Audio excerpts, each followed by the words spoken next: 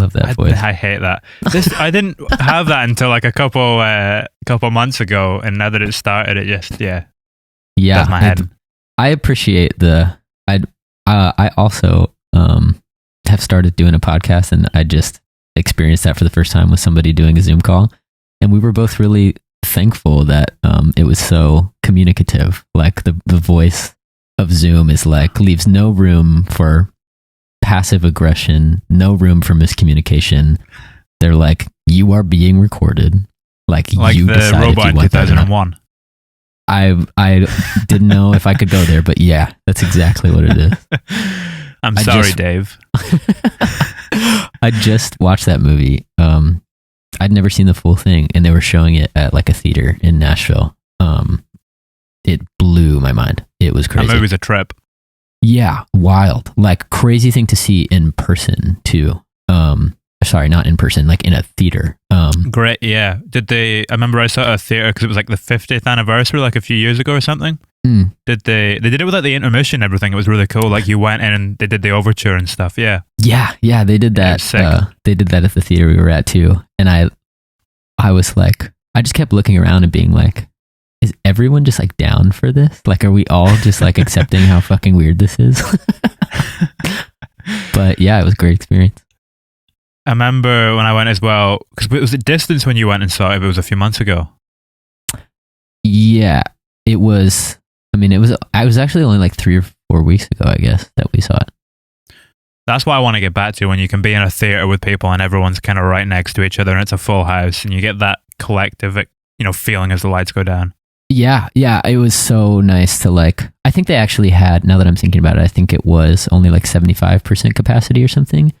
But even then it was like, I kind of liked sitting next to someone I didn't know that like I wouldn't have particularly sat next to just because it was a stranger, like some part of that experience of just having totally your own perspective of something in a room full of people who are having also their own perspectives of something was like, that's half the fun of going to a movie, is you get to feel like your own little, like, you get to be hate to use the phrase main character, but yeah.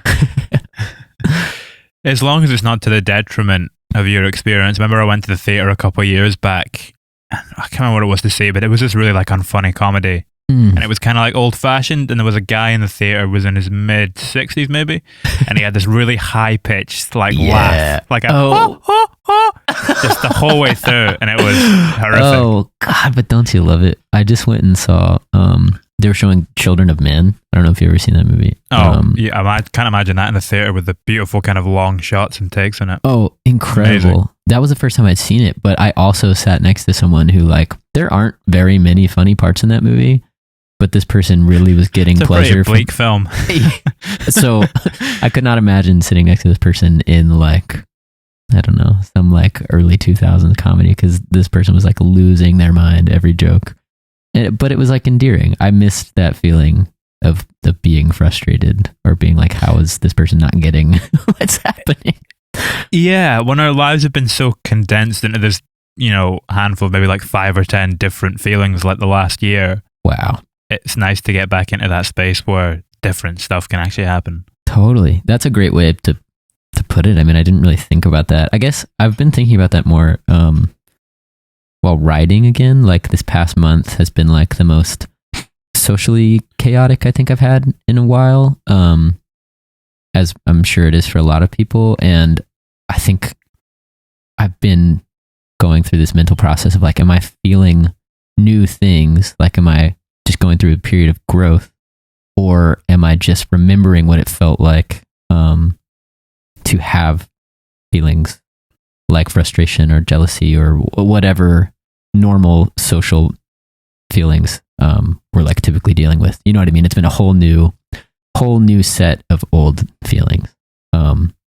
It's been That's a lot. kind of cool though, getting to experience them again for the first time. Yeah, even if they're negative feelings, just to get something different, Yeah, I didn't think I'd ever want to feel like 14 again, but it's like kind of fun to be like mad for no reason. What's this podcast you're starting?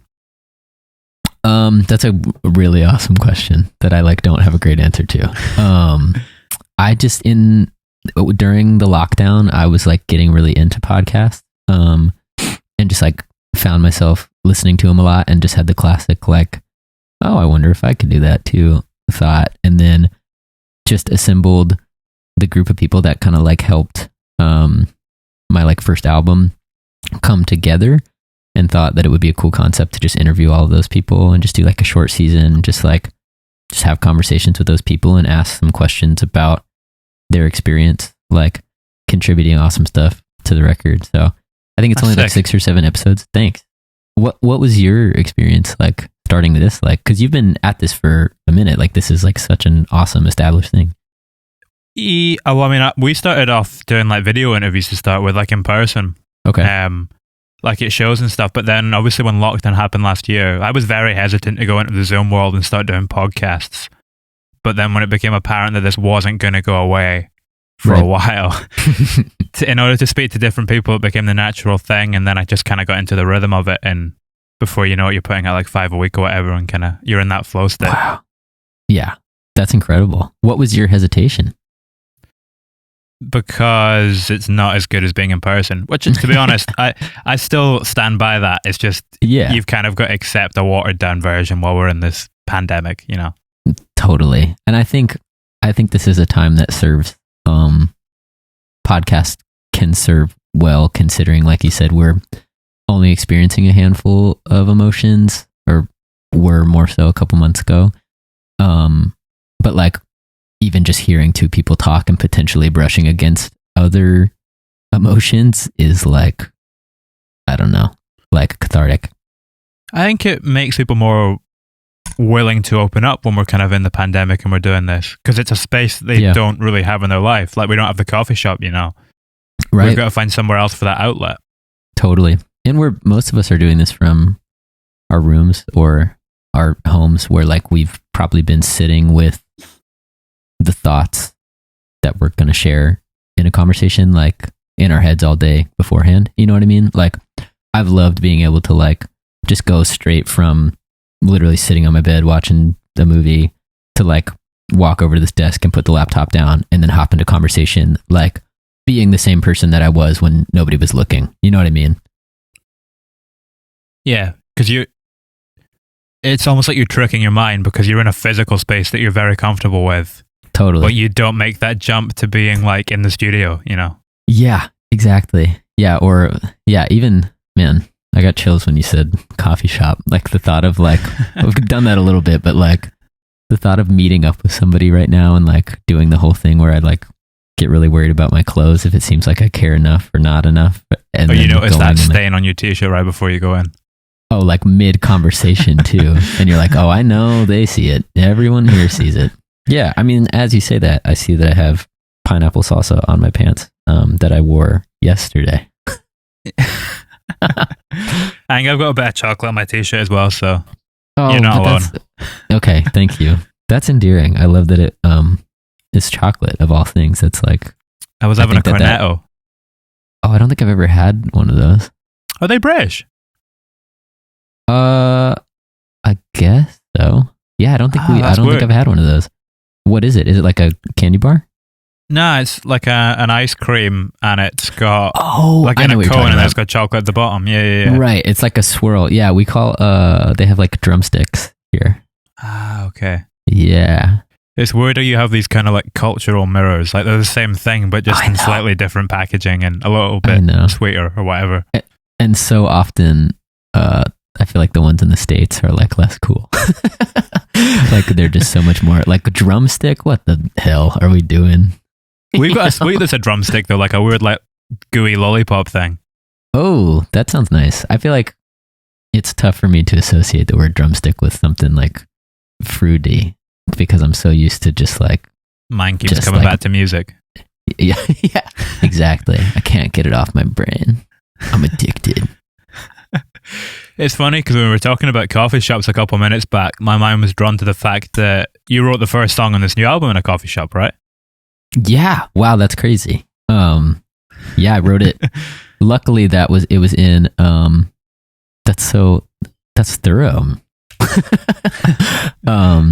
Yeah, it was after hours at the coffee shop that I worked at. I had like Were you the only one there? Yeah, it was just me. I was like, I closed up that night, and everybody left, and it was like a really cool vibe at this coffee shop where like everyone that worked there had a key, and like you could kind of come and go whenever, and like, I don't think the like owner knew we were doing that, but the manager at the time was just like really laid back guy, and he always had like a guitar in the office, so I just like settled up, counted the money in the register or whatever, and then just like was putting it in the office and found the guitar in there, and then it was so awesome. I started doing it a bunch, but would just sit out in like the dining room, while with all the lights off except for like the closing lights, and then just play for hours. It was so fun. For hours? Sometimes, if I didn't have anywhere to go, and if I didn't get too scared that somebody was going to walk in. Or a ghost. Yeah, definitely so haunted. We stayed, that place had to be haunted for sure. And there was one night where, this is the first time I'm really revealing this to the world, where we like stayed the night in there. Like we got off and then acted like we went home, and then a couple people like we just slept in the restaurant, which is like such a violation of health codes. But we like all fell asleep, and then at like 5 a.m. the guy who worked in the kitchen came in to like clock in, and like poor guy like opened the door to see like multiple people just sleeping on the floor, and was like so terrified.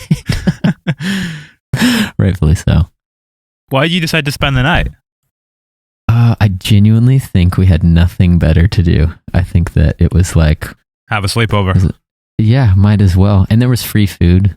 Like food was really good there. So happy days. Just like eating pastries. Yeah, fantastic time. Really good. We brought an air mattress. It was. Did you wait? So this was tactical. This wasn't a spur of the moment decision. This was planned. It was sporadic, but it was one of those things where like, what if we did this? And then somebody was like, well, I've got blankets in my car, and someone was like, I actually have an air mattress. I was camping last week, and then I was like, I like left a bunch of like snacks in my car from whatever, and then it was like, well, good to go. We could set up a small civilization here, and we did. With syncing, you opened the album with it, but you used to open your set with it for quite a while as well, right? Yeah, I think the last run that we did almost a month or two ago, we still opened every set with that one. Yeah. I don't know. I'm so attached to it now. I think it'd be maybe strange to change it up, but I think we've talked about some other possibilities of opening sets. And I think once we hit like the headlining run next year, there's just so many dates where we'll have the opportunity to try a lot of new stuff, but there's something so comforting, and I just feel so much of like my identity in that song, and it feels really good to just like start off a show being like, this is what we're about, and like this is what I am about. You know what I mean? It's like a statement of intent. Yeah, totally. Yeah, exactly. Just from the jump, like, hey, if you don't, maybe this is like a bad mindset to have about playing music for really kind people, but like, it's like if you don't like this, the next like 40 minutes to an hour are like probably not going to be. You probably want to grab a beer. You say that at the start. If you don't like this, you probably want to go and grab a beer. Yeah, exactly. Like, I've heard the food here is great. Go check that out. You can go outside, smoke, call your family, do whatever you need to do. Like, we'll probably be wrapped up by then. Yeah, man. I mean, good Lord, we used to play, we used to open with that song on like some of the tours where there was really, really nobody there. And we would play that song for like 10 minutes. Like, just so ridiculous. Like, just end it and then just like keep droning on it and like just screaming, thinking I was fucking Cobain. The Grateful Dead. Yeah. Cobain mixed with the Grateful Dead, which is the collab of the century. You reference the Grateful Dead in this record, don't you? Yeah. Is it Why? What's the song that's got the chorus where you have all the different... no, it's not Why. Cinnamon. Yeah. Mm-hmm. Yep. Yeah. Sugar Magnolia. Right? Yeah. I think... Wait, is that what the words? Sugar Magnolia? Yeah. Yeah, it is. Yeah. Dude, I was just saying last night to to my girlfriend, like if I had to speak, like if someone asked me to just speak the words to any of those songs, I don't think I could do it. Like it's such a muscle memory thing to like sing them, and same with the guitar parts. Like I couldn't tell you what chords or notes they are, but it's so strange how it's such a muscle memory thing. Yeah, I guess just once you've been on the road and you're kind of playing them for such a while and you get that consistency going. Totally. Yeah, I miss that feeling so much. Like that's my favorite part about tours, being able to like physically feel. Like I remember the first time we started to play hour-long sets, like we were all just so dead afterwards. And we're like, how the hell are we going to do this every night? Like that felt like, that felt like a Grateful Dead set. And then 2 months of doing that, an hour like fucking flew by, and then it's like, whoa, we could have kept going for another hour. Like I miss that feeling of like being in the routine. I'm really looking forward to that. It comes back to muscles. You just build them up as long as you keep exexisting. Literally. I mean, yeah. I mean, same with, literally singing. I miss that feeling. Like my voice feels so weak now. Like if I talk too much in a day, I get tired. So like touring it's going to take a minute. I've got to start singing a lot before we get back out. It's such a strange environment because on the one hand, it's constantly changing. Every day you're on a motorway, you're on a road and it's shifting. Right. But then at the same time, there's a massive degree of consistency about it because you're always on the road. You're always playing the same set every night.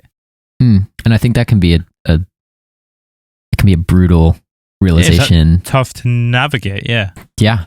I think it requires, I think that's where you kick into the moment that it starts to feel routine, that like inconsistency starts to feel routine. Like, I think that's not to sound like Matthew McConaughey, but or some shit. Like, that's when it gets fun, man. Like, but like truly, that's like the part, I guess, in my mind where it's like cool. I know what to expect, or like I know what unexpected things to expect. Like, how can I make this a fun new experience for myself and like for the band? And like we all, I think the last long run we did was like 60 days or something, and like the last 30, like around the halfway mark probably, we all kind of felt like we were in the swing of it and all started to do new things.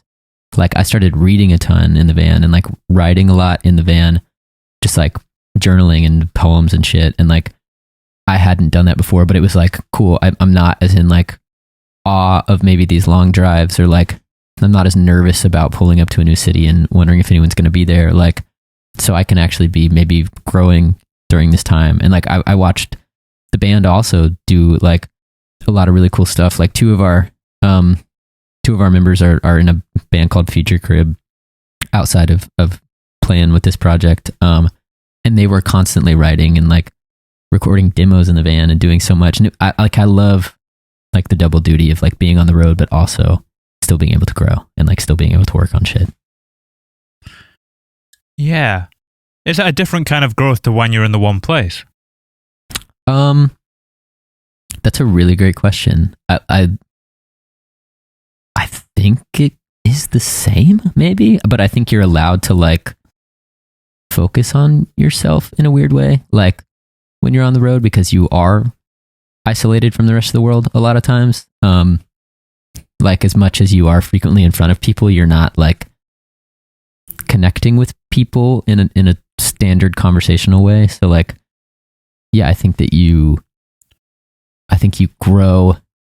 I could come home and lock myself in my room and make myself write and make myself read more and do 50 push-ups every morning. But I think you can like physically see growth when you're on the road and you spend a day reading, or spend the day calling your family and talking to people you love on the phone, and then seeing how that affects the show later in the day. I really love that aspect of things.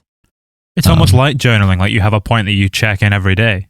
Yeah, exactly. And it's so, man, it feels so good to like get past the nervousness and it become an opportunity to be just pure like expression. Can relax a little bit more. Totally. And yeah, and that's when it's fun. That's when you start doing shit that you wouldn't typically do. Like the shows where we were like almost bored, like never ungrateful to be there, but sometimes like we've done this 5 days in a row and there's 20 people here, like what if I say something stupid, like just to see what happens? Like those are the fun when you're not worried, the rare moments where you're not worried if there's gonna ever be another show. Yeah, special moment.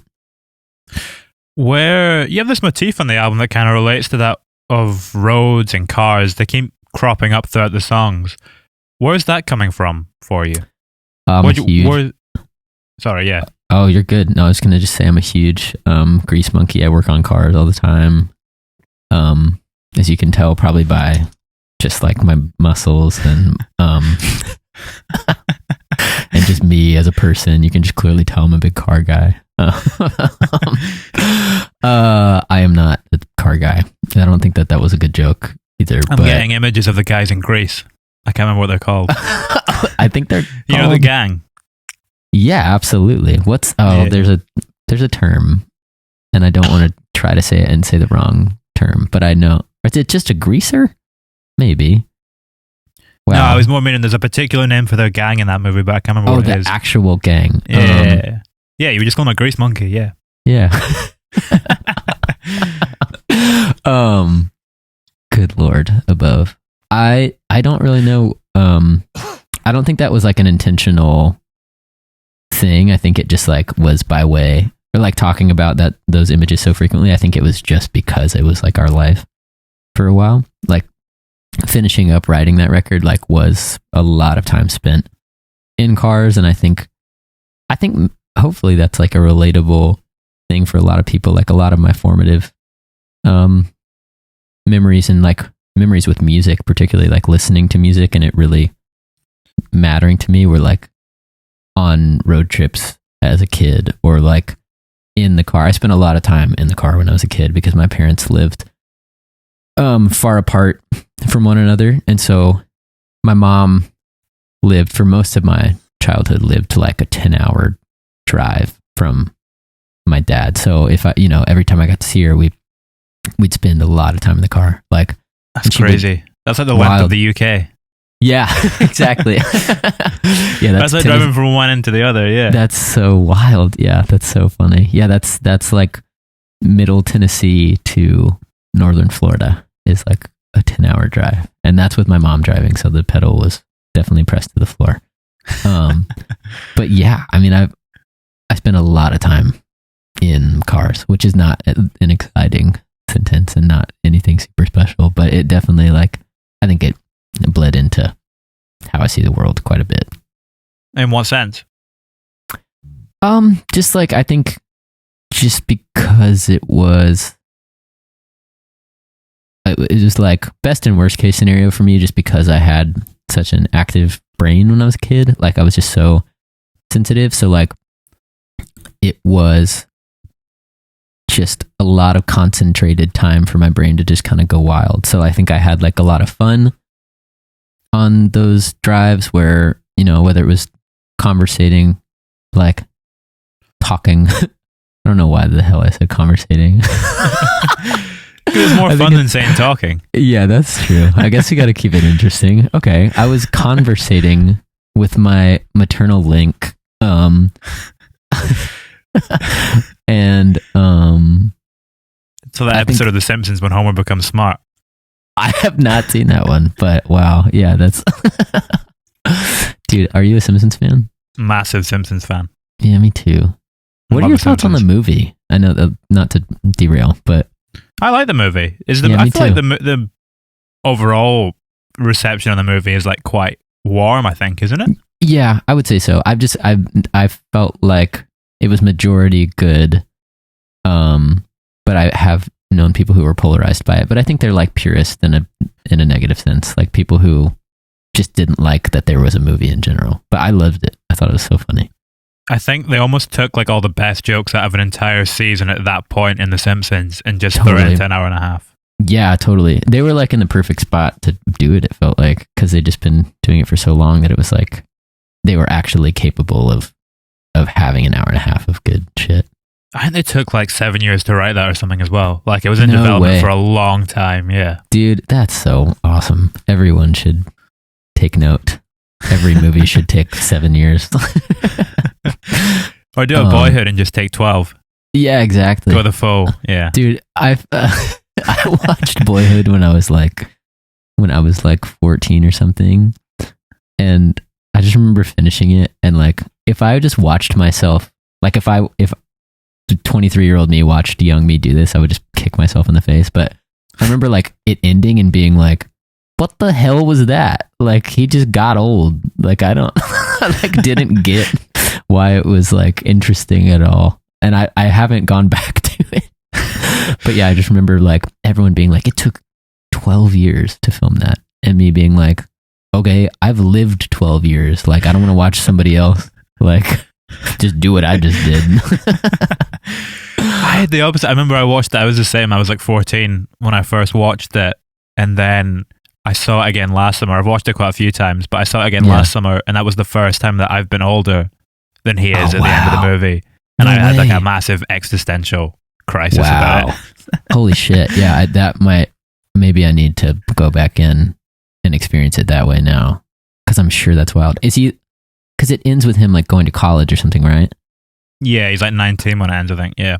Wow. Yeah, in my head, I remember being like, I can't relate to this because that's so far ahead of me. Like, but that's so weird to be older than him now. Wow. The thing is, when you look back, if you look at that like 5 years when you're in high school, a lot happens then. Probably in terms of like growth and development than more than any other point in your life, which is why it feels so much longer.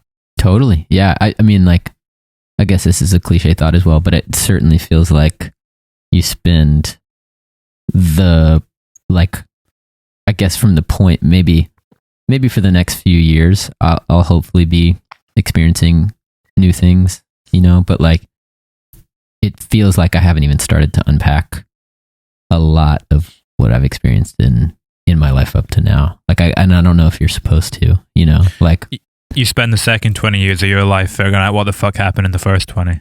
Yeah, exactly. And then maybe there's this like golden 20 at the end where you're like, you either figured it out and you can be at peace, or you literally just get to a point where you're like, well, who gives a shit? Like, yeah, why the fuck would I try? Like, all I can do is not hate everybody and be mad. And like, I could definitely see myself getting to that point, but I'm going to try. That seems to happen though. Like you look at a lot of old people, they're cranky and they're bitter, and you go one or two ways. Either you're at peace or you're full of fury.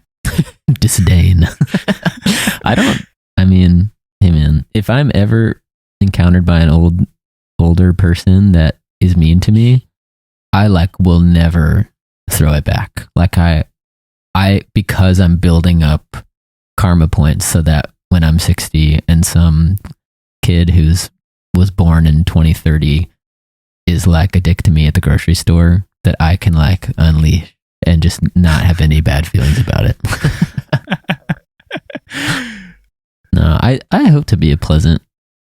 This has been a theme of this conversation, but I hope to be a pleasant older person. Or like I don't know. I just got to hang with my grandpa on my mom's side, who like I haven't gotten to see much over the past couple of years, or really a long time. And I was just fascinated by how many stories, he had to share. And he really only opened up on like a handful of them, but it just made me want to be fully, I don't know, to be at an older age than I am now and have actual perspective and not just like still feel like I'm flailing, you know what I mean? Like it made me look forward to the stages of like being able to see why things happened and like to see what's important from the memories that we make, Does making an album allow you to do that in a smaller way? It's funny you ask. Yeah, that's really funny. I forget that that's like a good place to do that sometimes. God, it's so wild to me how little I take advantage of how awesome music is sometimes. Like, I sit here and freak out about like, yeah, man, I hope I have perspective. Like I hope I somehow figure out a way to reflect on all this stuff. And then, yeah, literally the thing to do would be to write a song about it. But like, I'll end up and just like go, I don't know, I'll like go for a walk and then go buy expensive food somewhere and then eat it and just go to bed. A lot of times, like I don't even turn to music when I need it most. It's so funny to just, I never thought that would be how I process something. Are there some things that you would rather keep free from the music though, and just have as topics that exist outside of it? Man, that's another really, really great question. If I were to ever be at that point, I don't think it would be because I didn't think there was anything that music couldn't touch on. I certainly don't think anything is off limits in music, and like I've used it before to explore really difficult internal conversations, and like it's really helpful. But I think I don't know if I'm at a point yet where I could really confidently share some of the music I've made about really, really difficult internal conversations. Like it's so funny. Like Sunflower felt the years that those songs came together, like it felt so confessional and so like I am bearing my soul right now. And then like kind of in the process of finishing it, I realized like I had a whole new set of things that felt taboo to talk about and felt like vulnerable and fragile. And so I think, when it's time for a second record, like I think it's just going to be a whole new list of things that feel vulnerable, because like I guess making that record was effective personally in it making me feel confident to talk about just like emotions. Cause I think the general thing with that record is just like emotion, like, and it's raw. Yeah, totally. And like, it's not totally like, I'll be the first to say, like, I don't think a lot of those thoughts are fully realized. And I think a lot of them were fueled by like, buying cigarettes for the first time, like just like small things that you do when you're young that like do trigger as much of an existential crisis as you can have. Like, and I think there is a lot of emotions on there that like, I think were deeper than I was, and I don't think I understood at the time why they were so deep. But I also now feel like I feel more confident in telling the people I love when I'm sad or when I'm depressed or like, on the verge of a breakdown. Like those songs back then felt like the only way I could tell people that. So like now it's really interesting to figure out what music can be a tool for now that I've reached a point where I feel more confident just talking. You know what I mean? Yeah. I mean, it's like Say My Name on the record. That was written right before you went away for a while. Yep. In hindsight, if that had happened now, would that have taken place as a conversation rather than as a song? So likely. Yeah. And it's wow, that's a really awesome question. I guess like, yeah, I was having conversations with people then about those feelings, but I don't think I was ready for other people to be right, maybe, or to actually be able to help.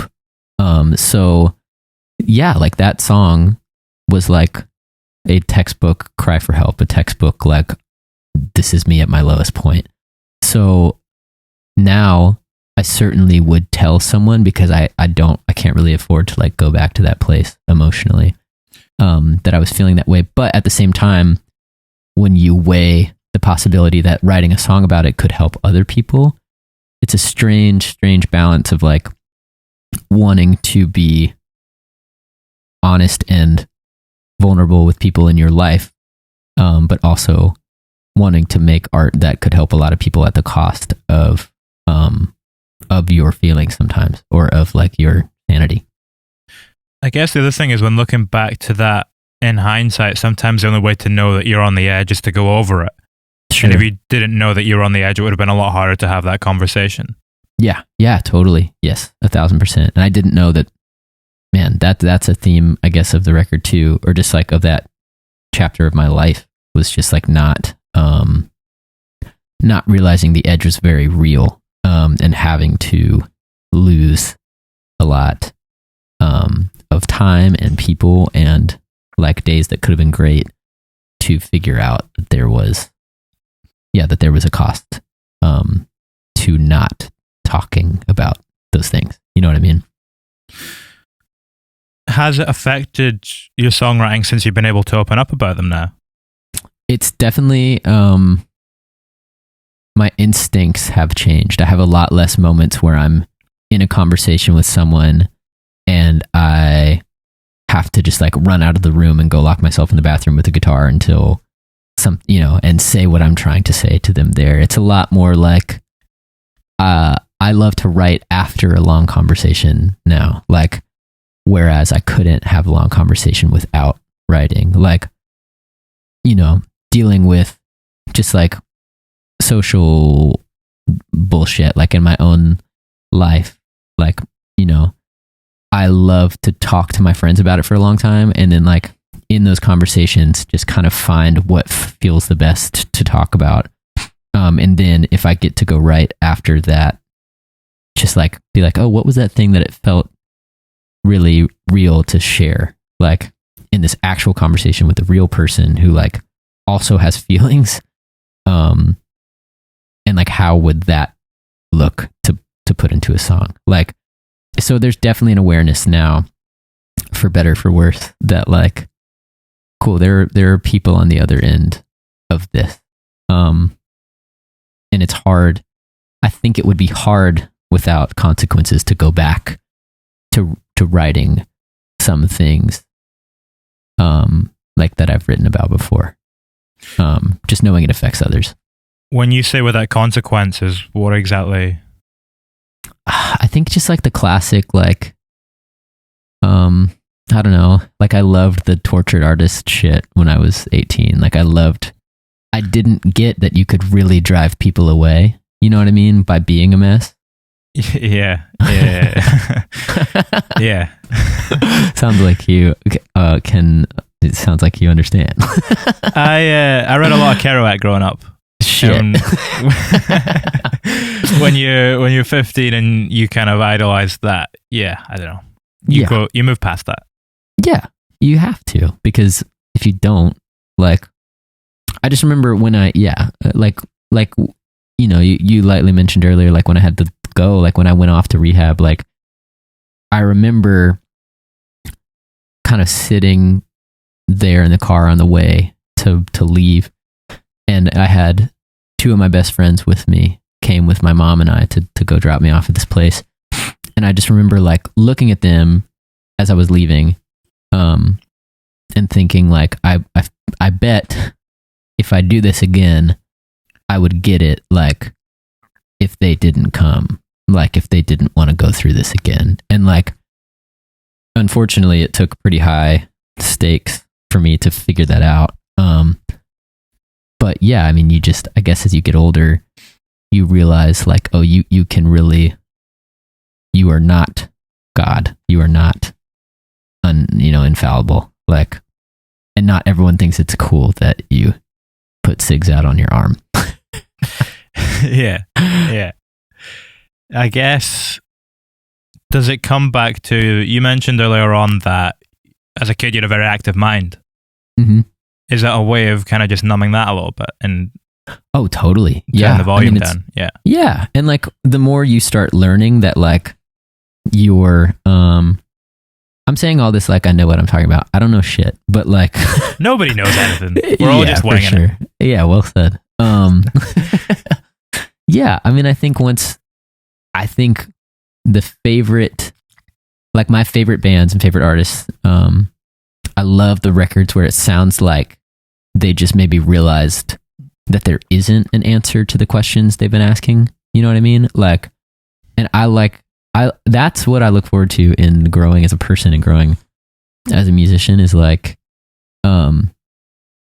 yeah, right now I feel like I'm going through a phase of realizing a lot of shit that I thought I understood, I don't. And that there's like not just going to randomly be an answer to some of the problems I'm having. And like, I like now to write about that, as opposed to like just the raw feeling of like, what the hell is going on? Like, I like taking a step further back, even perspective wise, and being like, how funny is it that there actually isn't an answer to this, and that I could be so human to feel this. You know what I mean? Like, and I don't know what that looks like in a song totally yet. It's kind of a new feeling I'm exploring, but like, yeah, it's fun now to be like, dude, honestly, I've talked about my girlfriend a lot because she's awesome, but she's got me, I'd never listened to Father John Misty before. Oh man.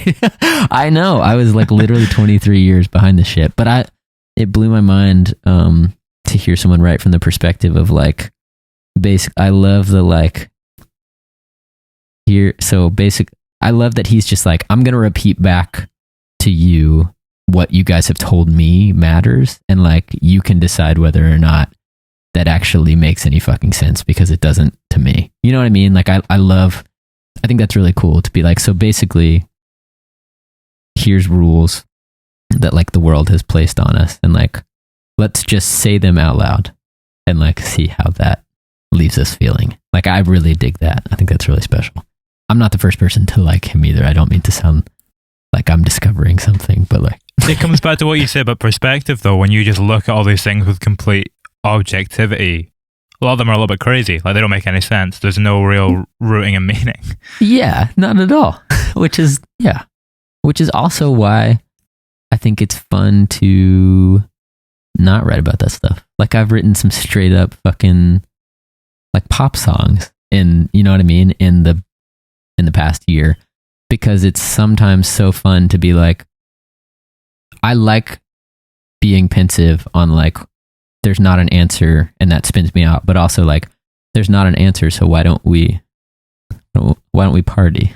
You know, like, I mean, Freeway's a pop song. Like, yeah, it's got a darkness to it, but it's a pop song. Yeah, totally. It's silly, and it's like making fun of the fact that I at any point was like freaking out, you know? Like, it's making fun of the idea that I could think that running down the middle of the road so angry would change anything. Like, it's about being very small, and like, I love that shit. That's why are you a fan of the Front Bottoms? Do you listen to them at all? I have not.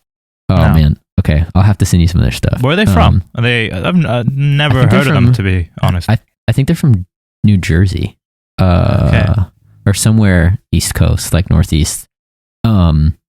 So good, so funny. It's like kind of like acoustic pop punk, like folk pop punk stuff. That's like just so... wait, they have a song, Mark Zuckerberg. Oh, that's Nap Eyes. Nap Eyes, okay. That band is so good too.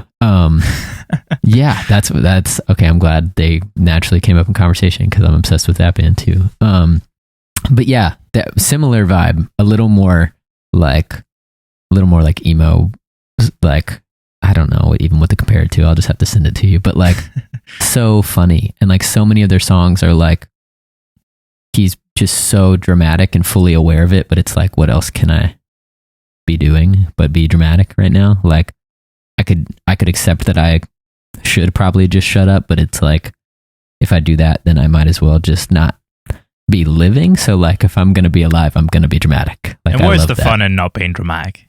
Yeah, there's no point. Like, I'm tired of actually, like, it doesn't even feel good to figure stuff out sometimes. You know? I guess we live in the age of irony as well, where everyone wants to be, you know, kind of witty and not. Yeah. I go back and forth on how I feel about that. Like, I think sometimes I get mad about irony when I don't feel witty enough to do it. When I feel too tired to try to be ironic, I get really pissed about it. But yeah, it's totally the voice of like our generation, is like very like postmodern, I think is a word I learned recently.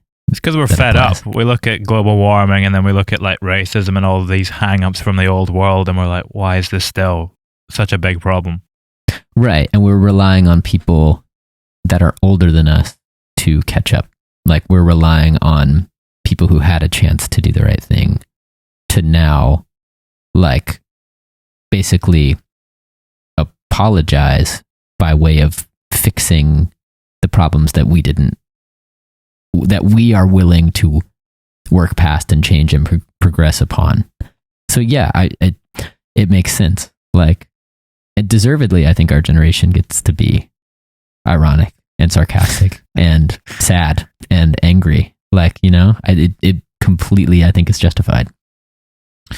Yeah, there's a pain behind irony as well. Like, you're never being ironic about something happy. That's a really great sentence. Yeah, it's so true. Yeah, and we're all hurting. I think that's where I get like earnest to a fucking fault sometimes, that like in irony, I struggled so long, like I was saying, with like not being able to say how I felt. And so sometimes I hear, you know, ironic tones in songs and I just want to like abrasively hug the person that's singing it and be like, you can just say you're hurting, like it's okay. Like, I don't need fucking alliteration right now. I just need you to hug me because I actually deep down am freaking the fuck out. Like, you don't have to. I get it. You're smarter than me. Just hug me because I'm losing my mind. You need to use that in something. I don't need alliteration right now. I just need you to hug me. What the fuck? That's I'm gonna great. Write that down. Hold on. I don't. I'm literally typing it in a note. Alliteration. You snatch stuff like this from conversation quite often. I think so. Yeah, I think it's like pretty. I don't do it like. There's so many people, in our like generation of musicians that have just such an amazing, ability to write conversationally. Like, obviously the entire family tree around like the Phoebe Bridgers world, just so many incredible lyrical songwriters, not to put them in a box just as literal songwriters. Like, those people do incredible things, but like I it's daunting to me sometimes because I feel like I can't. I do get so worried about life that I have a hard time making light of it frequently, like in little. You do that with the ketamine line, though. Yeah, that's true. I tried. That song was the closest thing. I think that was me being like trying to be accepted by the world of really awesome people writing songs in Pasadena. That felt like an Elliott Smith line or something when I heard it. It's got that. Oh, it's a little. Well, it comes back to irony a little bit, though, doesn't it? It's got a bit of ironic detachment about it. And guess who was hurting at that time? That's high praise, though. I appreciate that. Yeah, I feel like the Elliott Smith stuff is like, God, it's just so. I think no one will ever hit that blend of irony and earnest shit like so perfectly combined ever again. And also, he was unafraid to come across as a dick in his songwriting too. Sometimes, like if you look at something like, do you know how well do you know Elliott Smith stuff? Are you quite into it? Relatively well. I mean, I've definitely like listened to all of the records. I would not be the person to put on a trivia team, but I'm a big fan. Do you know the song? I think it's a question mark on the X. Is that on Figure 8? What's the one before it? XO, yeah. Yes, yeah. That song's crazy. Yeah, but it's like, it's in that song, people are just wanting to help him. He's basically telling him to fuck off. Right. Like, he's writing from a place in that song where he's not in the right, and yet he's so unafraid to do so, and it's just showing a side of himself that we don't hear from songwriters too often. Sure.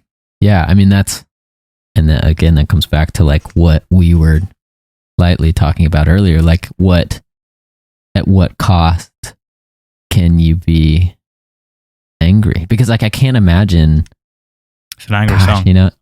Yeah, I mean, I can't imagine that didn't affect that his loved ones didn't hear that and were pissed. You know what I mean? Like, but you and I are talking about it on a podcast on a Thursday, like in 25 years after it was wrote. Yeah. Right. Like, so it's a hard balance of what you're supposed to do. And I think it's an interesting thing. I would love to talk to more and more people, from our generation, about their relationship with that. Because I feel like even when I was, in like middle school and early high school, I had so much less of an understanding of like the problems that came along with being like potentially toxic masculine white singer-songwriter person. Like, I don't think I had no idea that was a really destructive thing, and like wasn't inherently cool to just be a dick. Like, and I think I really idolized a lot of musicians. Like, I was like the biggest Jim Morrison fan ever when I was 14. And then I remember turning like 18 and like hanging out with people who were so much smarter than me, who were like, hey, fuck that guy. Like, like, yeah, the Doors were cool. Rock on. Like, he was an ass and he hurt a lot of people, like. It's the same with someone like John Lennon, though. Like, sure. Yeah. Yes, totally. I was thinking about that today. I was listening to some of Plastic Ono Band. And I was wondering, I was like, if John Lennon had lived until he was 80, would he have turned into like a Morrissey type figure? I would fear so. Yeah. Because he seems like someone who just wanted to piss people off. Certainly. And like, you can, yeah, as technology has progressed and as the world has progressed, like in some ways, like it's even easier for Morrissey to be Morrissey now. Like, and it's unfortunately so. Oh, God bless it all. Fuck. Yeah. I that's always a really interesting conversation to like consider, like what would a lot of those people be doing now? Like what would Kurt Cobain be writing about now? And like what would Elliott Smith be writing about? Or like, yeah, any of those like classic, just that like figure of person, like who had such a strong controversial voice back then.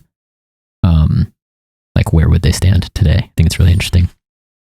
Yeah, just because the world's changed so much and the environment we live in now is unrecognizable compared to when they existed. Sure. Yeah, I couldn't imagine, like, man, we're going to have a really, probably, like, unprecedented, obviously, like, go of it to see where things are 20 years from now, if there still are things 20 years from now. Like, it's going to be, I mean, even the shift in our lifetimes, like, I'm 23, so, like, what has changed in that time? A lot of things haven't, but, like, the things that have changed are unfathomable. Like the internet. We have, yeah. I mean, so like my friends and I were kayaking the other day, and my friend's cousin was in town, and I love him so much, and he was like floating down the river, like like literally smoking like a spliff, just sitting there, and he was like, "You're the last generation to be born in a world where computers weren't calling the shots." And I was like, okay, you're really stoned, but that's true. And you're really funny for saying that. But yeah, I mean, it's so weird to think, like, I have younger siblings. Like, I have a 2-year-old brother. Wow. And like, he will not know a world where like a smartphone isn't a thing. And like, it's just, I don't know. It's just interesting. It's crazy. Thing is though, if we do make it to old age, we'll probably barely remember that world. We'll have a handful of memories at most pre-cell phones. Right. Yeah. I mean, I remember the formative times of like, I remember first getting a phone and like those memories, but it was always, I don't remember a world where that wasn't an option or something that I thought that I really needed to have. Yeah. Where did your 5 types of beauty come from? I wanted to touch upon that before we wrap up. Yeah, totally. That was Joey, the director, for the most part. That was definitely him just running some like really broad ideas that I had through his like incredible, wildly analytical filter of a brain.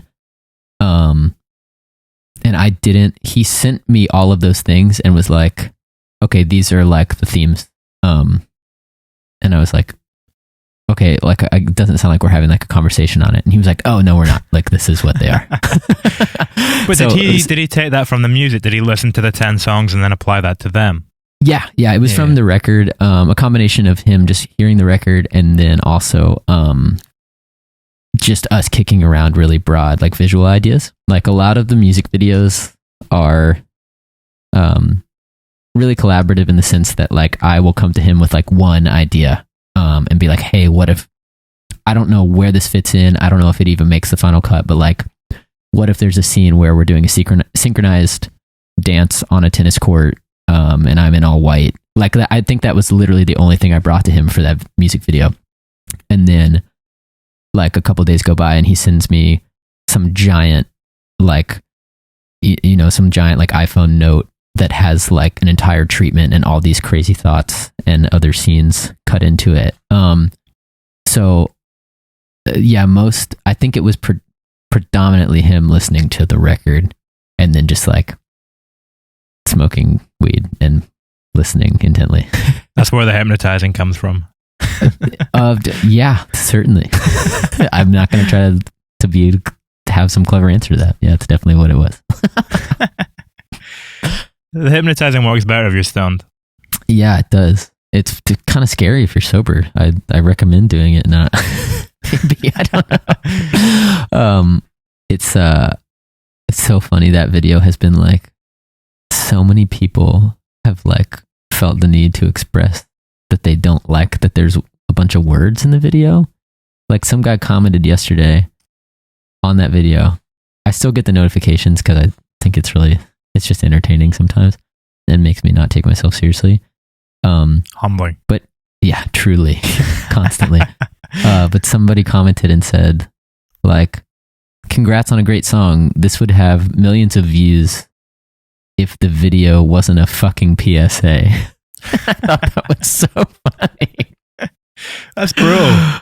Yeah, but that was one of the nicer ones. Some people are just like, dude, the best ones, Joey and I laugh about this shit all the time. People will just comment and be like, indie rock is not for me. And we're like, what? You don't have to be here. Oh, yeah. Very funny stuff. People are weird on the internet, man. Oh, gotta love them, though. Oh, where's the darkest place you ever found beauty with your music? Going back to those 5 concepts.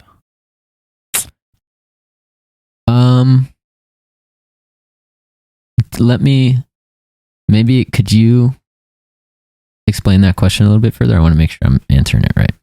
Do you mean like what, like experiences or like just life in general, or what do you mean? I think, yeah, probably a mix of both, to be honest. Experiences in life in general. What's a really dark moment that you've managed to find some light and some beauty in through your music? I mean,